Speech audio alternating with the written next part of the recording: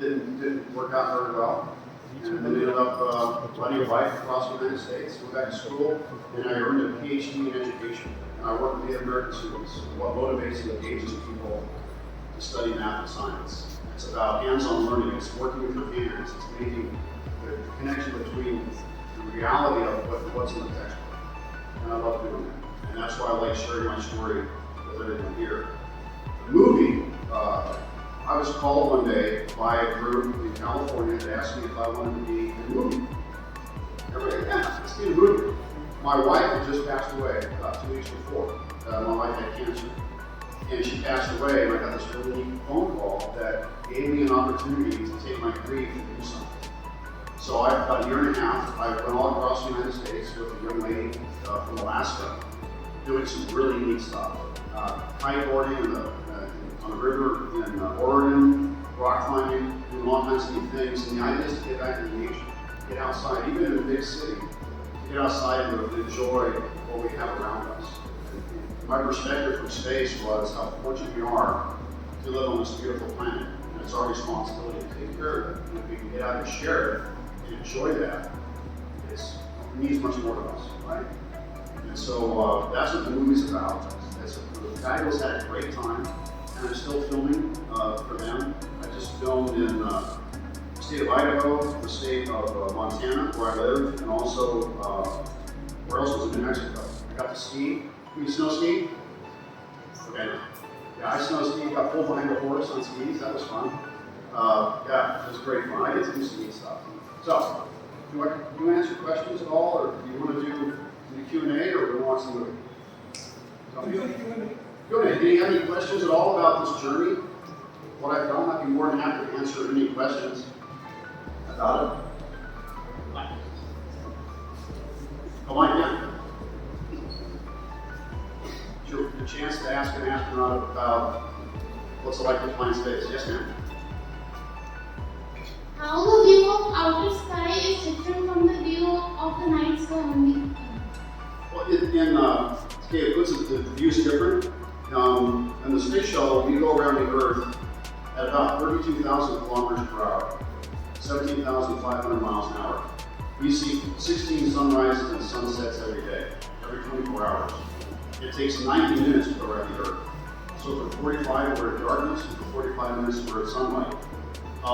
You don't see, you see about 3,000 or 4,000 mile swath of land beneath you. You don't realize how fast you're going. At night, you can see the stars, but they don't flicker. Okay, because you're not looking through the atmosphere, you're above the atmosphere. Any shooting stars and meteors that are coming into the atmosphere, they're below you, they're not above you. And so that's a neat perspective to see from space. During the daytime, it's about 100 degrees centigrade, and at night, it's about minus 100 degrees centigrade, roughly.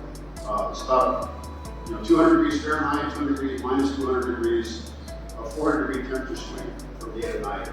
And you don't feel it, it's not that bad. Yes, back here.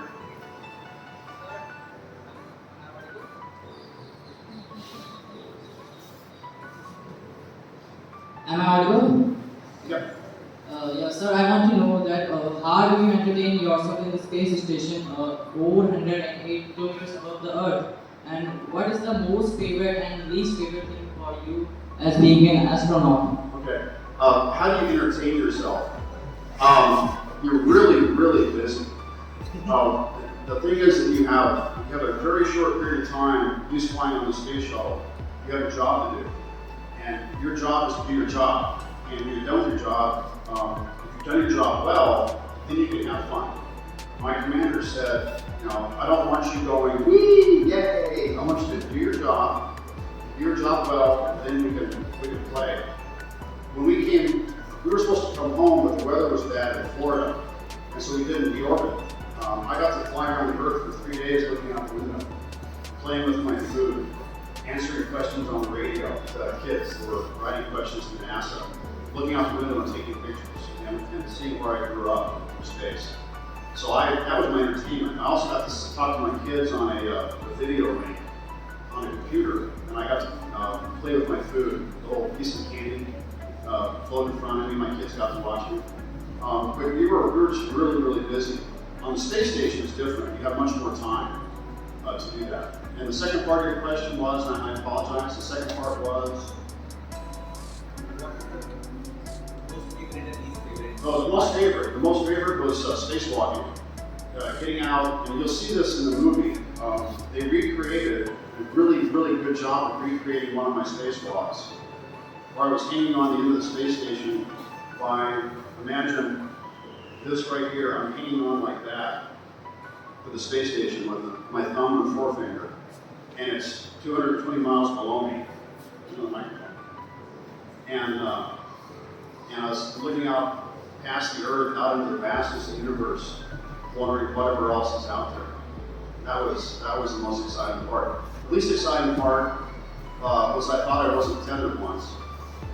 Yeah, I thought I was going to float away from the space station. That's kind of scary, right? You hang on really tight. I was fine. I was tethered. I just didn't think I was tethered. So you get so busy doing your job that sometimes you don't think you miss stuff. I thought I missed something, but I didn't. So that was kind of scary. We wear the EKG. We have a flight surgeon on the ground who's watching our heart rate, so he can see my heart go. So that's fun. Thank you. Good question. Yes, sir. So, what do you think about astronomy, and is astronomy your passion? Astronomy is my passion. I think as an astronaut, you learn more about astronomy because you get asked questions about it, and you have this interest in it. But growing up, it wasn't something I paid a lot of attention to. I didn't understand the vastness of the universe. I never really questioned it. One of the neat things about being an astronaut is you have access to a lot of resources about what NASA does. The Hubble Space Telescope, has given us this incredible view of our universe that we never had before. I was very fortunate in my career to. Edwin Hubble was the astronomer that the Hubble Space Telescope was named after.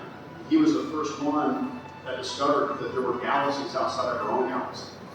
And I held his PhD dissertation in my hand. That's cool.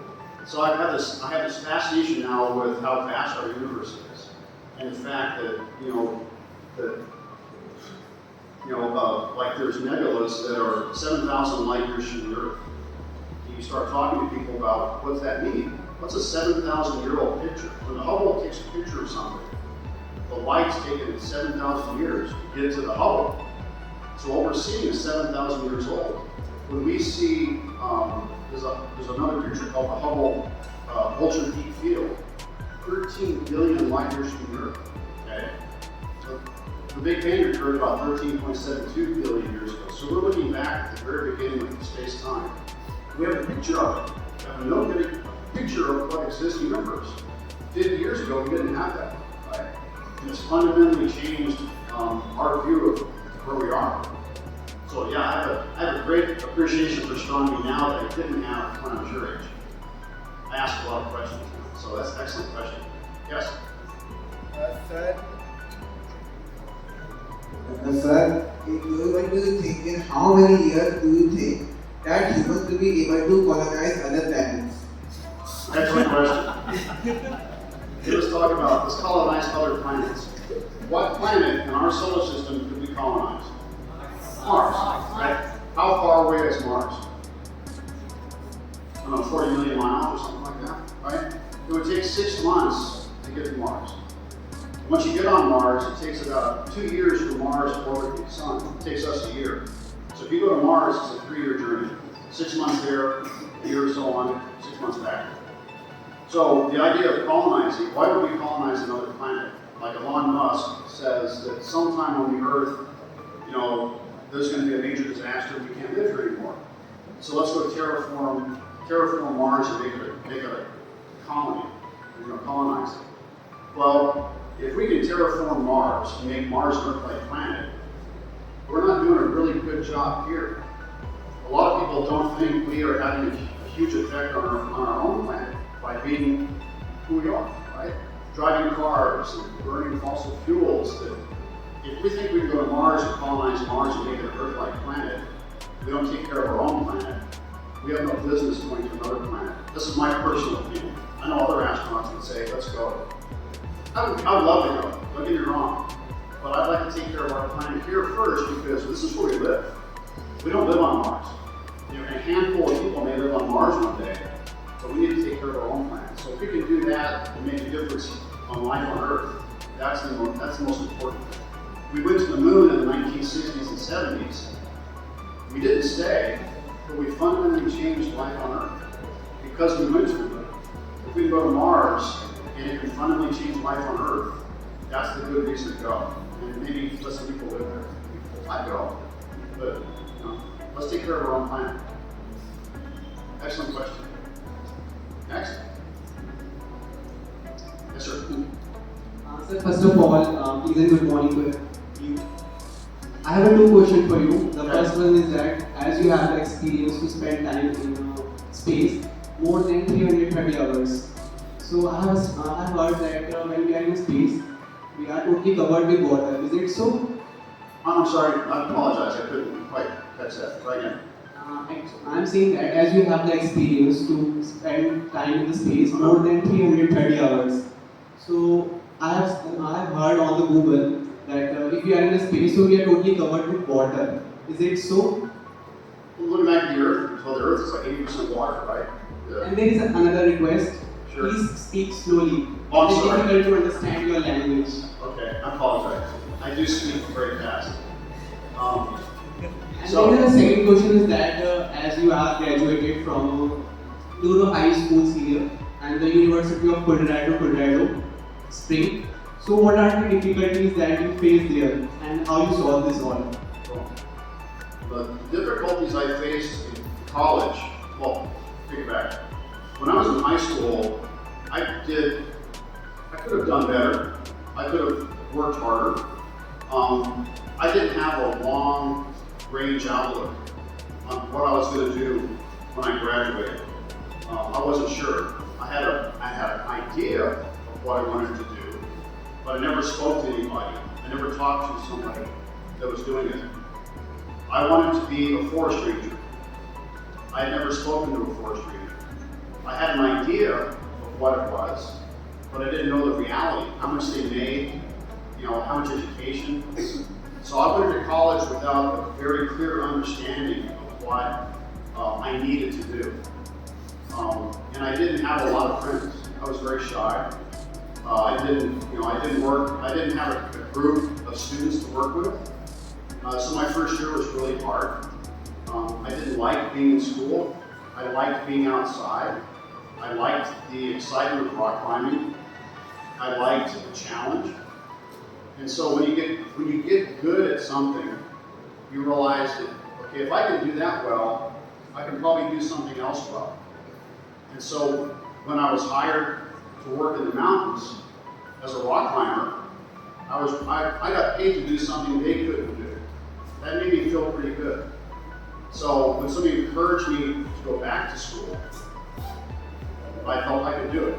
I did much better, and I had a great group of friends that I studied with. It made a huge difference. So my big challenge was the motivation to get an education. Meeting people that I admired that did something that I would like to do. And they encouraged me, and they were my mentors. So that made a big difference in college.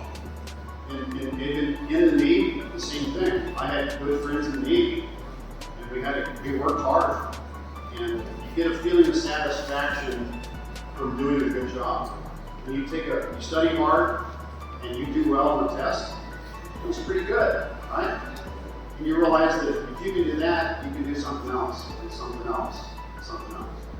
So, thank you, but I'm trying to speak as slow as I can. Yes. Good morning, sir. I wanted to know that how your perspective about the jump to space has changed when you have stepped into the actual space. My perspective changed from my appreciation for what we have here on the Earth. People ask, what is space like? How do you answer that question? There's so many things. My perspective of looking back at the earth where I grew up, where I hiked as a kid, where I swam, where I played in the mountains. I had a much greater appreciation for what I had a chance to do, seeing it from this very, very high perspective. I also, you feel really, really insignificant. You feel really small because you know your family's down there, but you can't see them. So that my perspective changed, and a huge appreciation for what this planet provides us. You know, this is, like I said, this is where we live. We will be here for generations to come, I hope. Thank you.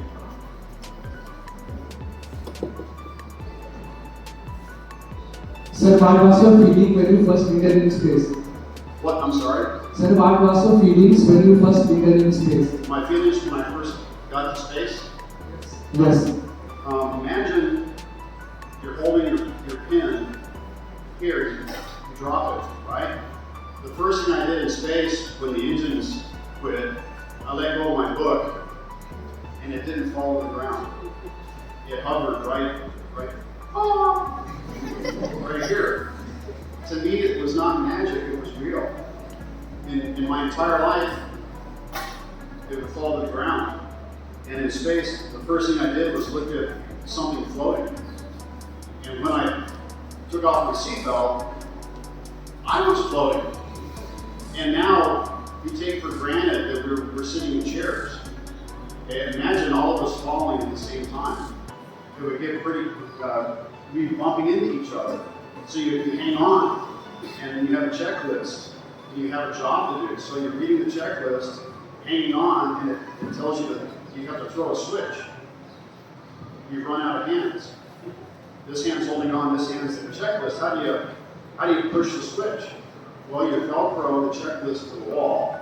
You put your feet under stirrups, and then you can let go. And you push on a switch, and it pushes you back.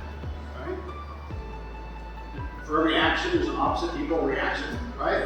In space, it's very obvious.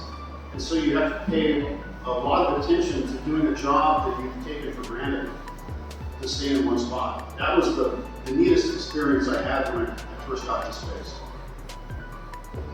Yes, sir. Look away. Let's go. So I want to talking to the first native American Indian.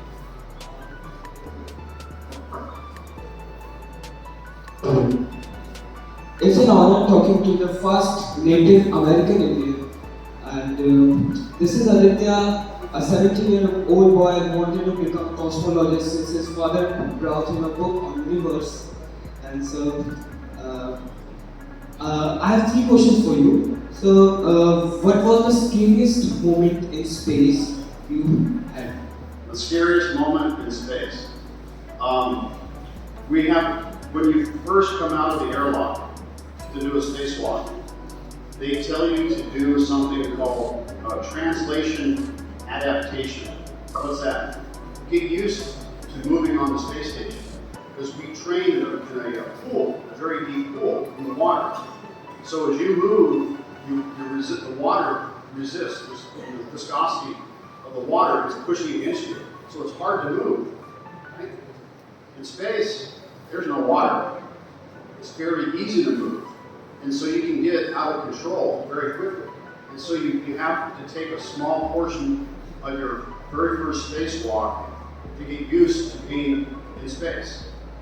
You don't have a safety diver right next to you. You don't have a camera looking at you. You're by yourself.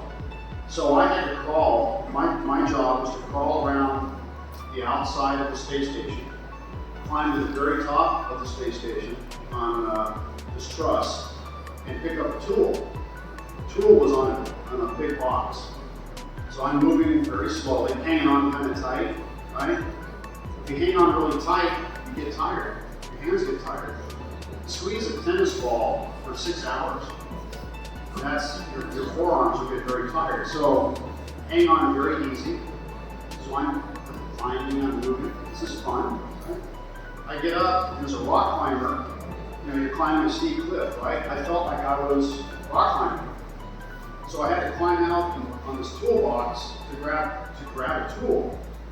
As I grabbed the toolbox, no one told me that because from day to night it's really hot and really cold, metal expands, metal contracts, right? So the feet that this toolbox was held on by had expanded, and it was at night, so they contracted. So when I grabbed the toolbox goes, and I thought I was going to float away. Like that. Yeah, that was very scary. So my very first experience spacewalking, I thought I was going to float away from the space station. And we call that a bad day. It's a bad day. But you get used to it. You know, get used to it. So my second question is, what kind of experiments did you conduct while in space? Okay. Well, what kind of experiments did I conduct in space? We are asked by the medical community to do certain experiments on ourselves. And we can volunteer to do it. We don't have to do it. But I decided my job was to answering science questions. So for me, my experiments were, there's different things. They're looking, in my case, looking at how quickly we have a thing called H. pylori in our gut, in our system, that can get built up in stressful environments. So to measure if I had H. pylori in my system, I had to drink this really nasty solution that would give me a lot of gas. It's terrible. And I had to eat powdered eggs. I hate powdered eggs. So I would drink the solution, and I had to take and blow into these little mylar bags that open valve, go close it, and then put it in a drawer so that a scientist could open it up after my mission and measure if I had H. pylori in my system. And I did this the entire mission. Every day I drink this nasty solution and I'd eat powdered eggs. And I didn't feel it. I did it for the science of it. It wasn't fun. So that was my experiment. Another experiment was when you get to space, you have what's called stomach awareness. You get a sandwich, before you launch, and the sandwich is down in your stomach. Get to space, that sandwich is now, it feels like it's right here. And before you throw up, that feeling that something's in your throat and it's ready to.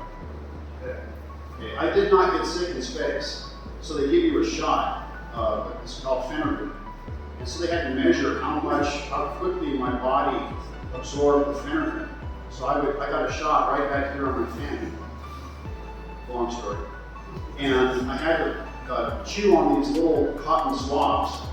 It would take my saliva, and I would take those out and put it in a bag. And somebody's job, a scientist's job after I came back, was to measure each one of those little cotton swabs to see how much Phenergan had gone through my system. And that's just fun. Those are the experiments I did. My main job was to spacewalk. My main job was to assemble the space station. So I did not have specific science experiments other than the medical experiments I had. So my next question is, so please can you advise me step by step how to become an astronaut like you? Sure. Math and science. If you can't do the math, you can't do the science. Math is in physics, math is in chemistry, math is in engineering. Be a good mathematician. Understand how to solve problems. Understand, be analytic. Be able to work through a problem. I like engineering and mathematics because there's a right answer and there's a wrong answer. There's nothing in between, right? It's either right or it's wrong. In the social sciences, it's much more subjective. Okay, there may be a right answer. It's what research has gone before you. You use that to subjectively arrive at a possible answer.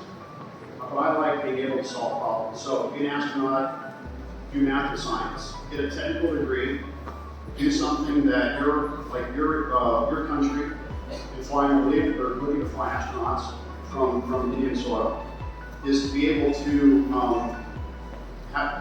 do something that benefits your organization, your country, so that there's a usefulness to what you do to fly. We don't fly lawyers. We have teachers that fly, but they're science teachers. Most of them are science teachers. So just get a good and work well with others. Be a good communicator. Don't speak too fast. You gotta work well with others. I eat fast too. So, yeah. Excellent questions. Thank you. So, my questions are now finished. And sir, I have a wish you should fulfill. Sir, I want you to shake your hands with me. We will. There you go. Thank you. Thank you, sir. Anybody else? How are we doing time-wise? Yeah. We good? Okay. Good morning, sir. Good morning. Sir, I just want to know that what is the first thing which comes in your mind when you are in space? The first thing that came to mind was, once again, when I took my seatbelt off, to stay in one spot and to be able to do your job well. If people ask me, are you scared of dying? No, you're scared of making a mistake. But one thing we don't want to do is make a mistake, because we're trained to do a job, and you don't want to mess up, right? You don't want to lose a tool. I've had friends go up and they don't tether their $1 million power tool and it floats away. That's bad. So you don't want to do a bad job. Don't mess up. There's another question over here. Yes, sir. Morning, sir. Morning. Sir, you told us about your opinion about the Mars colonization, and you have also worked in the commercial space flight computer. So I want to know what are your personal views about the commercial space flight? I apologize. I'm sorry. I'm asking that you told us about your views on Mars mission. Sure. Mars colonization. Right. And you have also worked with our commercial spaceflight company. Right. So I want to ask that what is your personal views on commercial spaceflight? Okay. Excellent. Thank you. My view on commercial spaceflight is there are people in this world that have a lot of money, that have money to do a lot of different things. And some folks want to spend a lot of that money to experience your weightlessness for 4 minutes. So orbital spaceflight, someone will pay $200,000 US to go up on Blue Origin, float for 4 minutes, and come down. Okay, good for them. That's a lot of money. Some people spend, $30 to $40 million to go to a space station. Commercial space, I've worked in commercial space. That if there are people willing to buy that product, somebody's going to make it. But they have to do it successfully and do it safely. I look at commercial space as aviation back in the 1920s. Okay? We were just starting to fly people that had a lot of money to fly airplanes across the Atlantic from Europe to the United States or Japan. People that had a lot of money were the first ones to do that. But we had plane crashes, people died. Okay, so it's dangerous. So I think at some point in time, people will pay to fly in space, and there's going to be accidents. It's a dangerous business. If we can do it safely, and we can bring the cost down, so that I can fly on an airplane now. I couldn't when I was younger. I didn't have the money. So if we can bring the cost of space travel down and increase the safety of it, then more people will do it. And if people are willing to spend the money on it, someone's going to build it. So I see it happening. And Elon Musk has done a great job of taking astronauts and cosmonauts to the space station. Well, he may take people to Mars. We'll see. Yes, sir.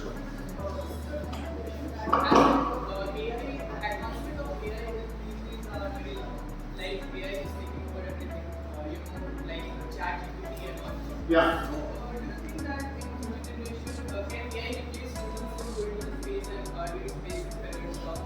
I don't know about AI, right? Artificial intelligence. I don't know. You were asking about ChatGPT. I have not done ChatGPT yet. I think artificial intelligence, there's certain things we can do robotically, but I think artificial intelligence and robotics will come together, where we can maybe send something. If we send something to Mars, a robot right now, we program the robot on what to do. The robot does not decide what to do.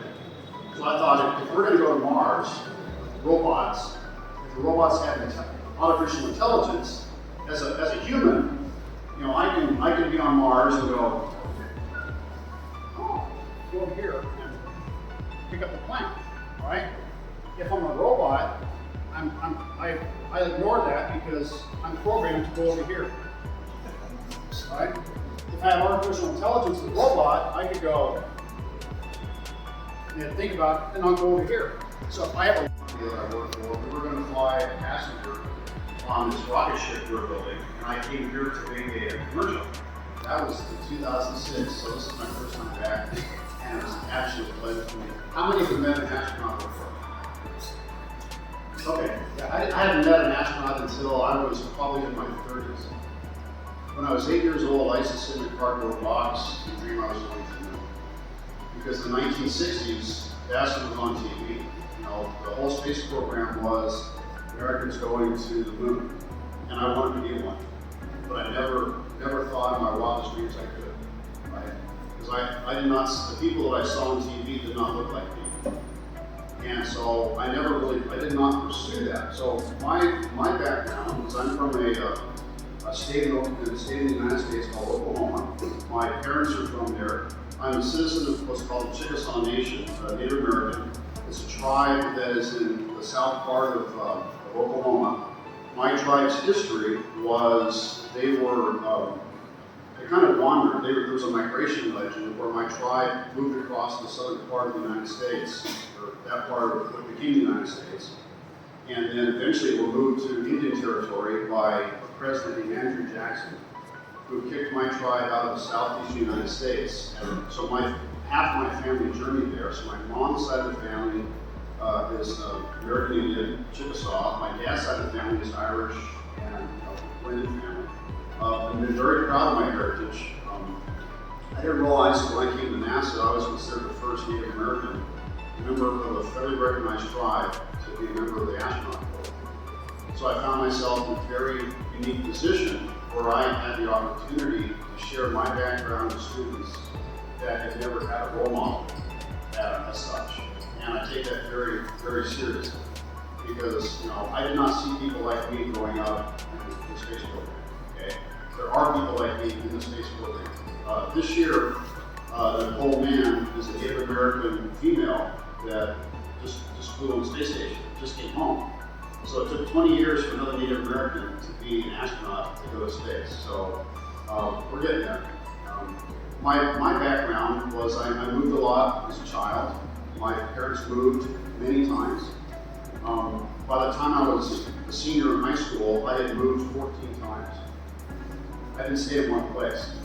By the time I started college, my parents told me to go to college because neither of my parents had gone to college. My mom actually dropped out of high school when she was 15. Had my brother when she was 17, had me when she was 20. She went back to school, became a nurse. My dad never went to college, was a very intelligent man. He does a lot of things with his hands, very mechanically inclined. They told me to go to college. I didn't experience with it at all. Good morning, sir. Good morning. Sir, is there any other way to go in space without using liquid or solid propellants? Excellent question. Is there any other way to go to space without using solid propellants or liquid?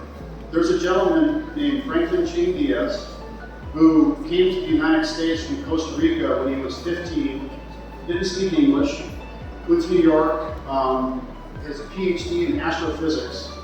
He has a variable impulse rocket engine that is nuclear. They're runs some plasma, and it's going to cut down the time for us to get to Mars from 6 months to maybe 3, maybe 2. That is something different than using liquid propulsion or solid propulsion. Having that type of plasma with a variable impulse, you can accelerate all the way halfway to Mars rather than burn the engines and go in your coast. that's something I'll see will happen. So, thank you. Excellent questions. Sorry, I have to cut here. I know all of you have many questions and you are very curious, but John has to go to other place also. You all will get a chance to get a picture click with John outside. ठीक है? तो class wise जो है आप लोग बाहर जाएंगे and John will come and get picture click with the entire group. Is that fine? Yes. I'm so sorry to cut you. Thank you so much. I wish I could answer more questions. Thank you so much. There you go. Thank And you. what do you find principals here to discuss?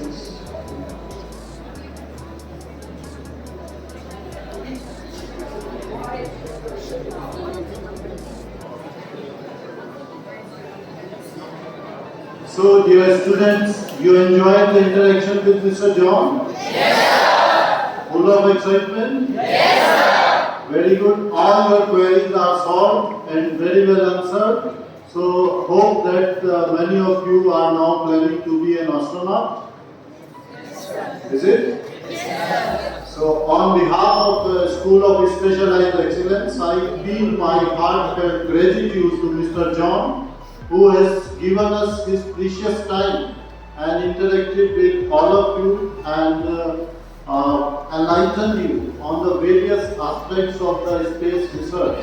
And from such an esteemed institution, NASA, he has come, that he has shared the very valuable experiences and insights for this particular school event.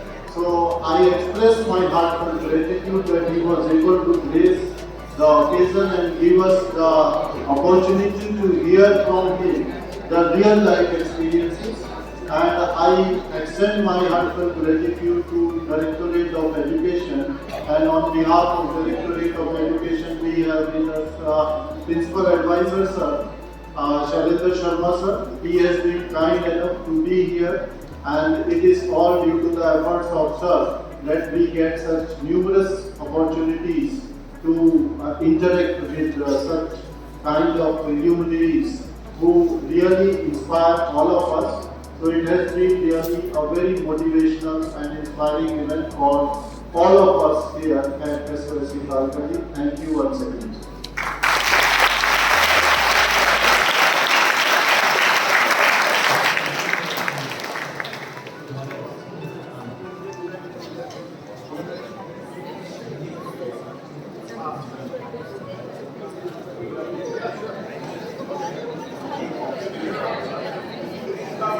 Children, we will be having a group wise photograph. Come here, class wise.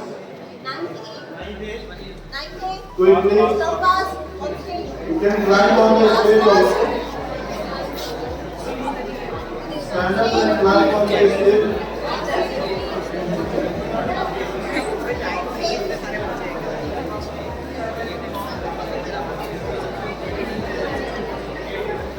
Line up on the stage. Line up.